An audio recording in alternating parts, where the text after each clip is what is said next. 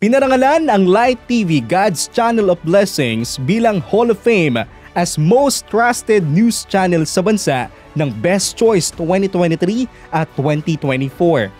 Tinanggap ni Zoe Broadcasting Marketing Head Wally Ventura at Newslight Segment Producer Miko Agustin ang nasabing pagkilala. First of all, we are thankful and humble to our God for allowing us or giving us this opportunity.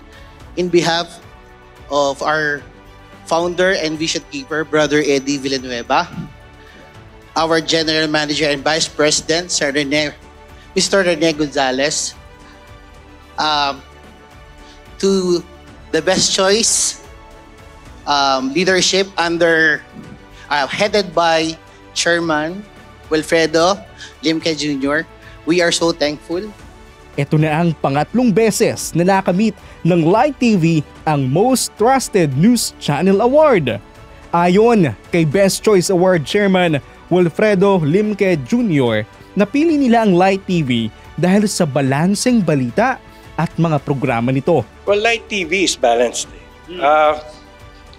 We are very holistic. We are very particular. Now, regardless of religiosity or your affiliation, we are very particular with being able to give balanced programming, balanced commentaries, showcasing programs that are uplifting decency, and of course we are very particular with what type of message you want to show the world about the Filipinos and the Philippines. Maging sa ating panayam kay dating Press Secretary at former Executive Secretary ni dating Pangulong Gloria Macapagal Arroyo na si Secretary Ignacio Bunye, sinabi niyang malaki ang may tutulong ng parangal na ito para maging inspirasyon sa bawat industriya sa bansa.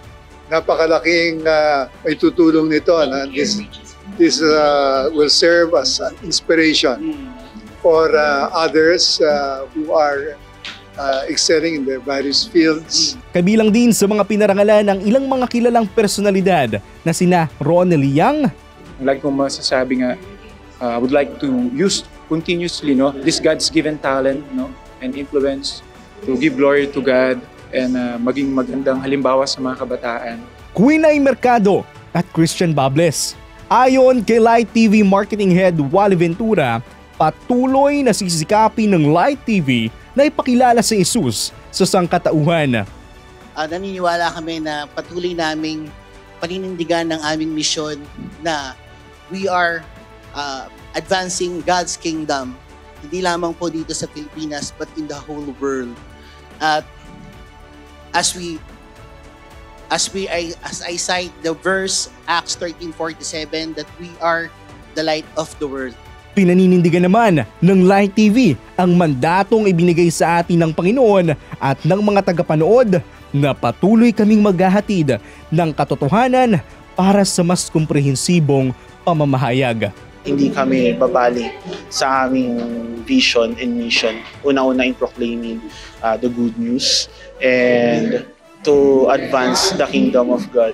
So ayun nga, bilang most trusted news channel, magtiwala kayo na palagi naming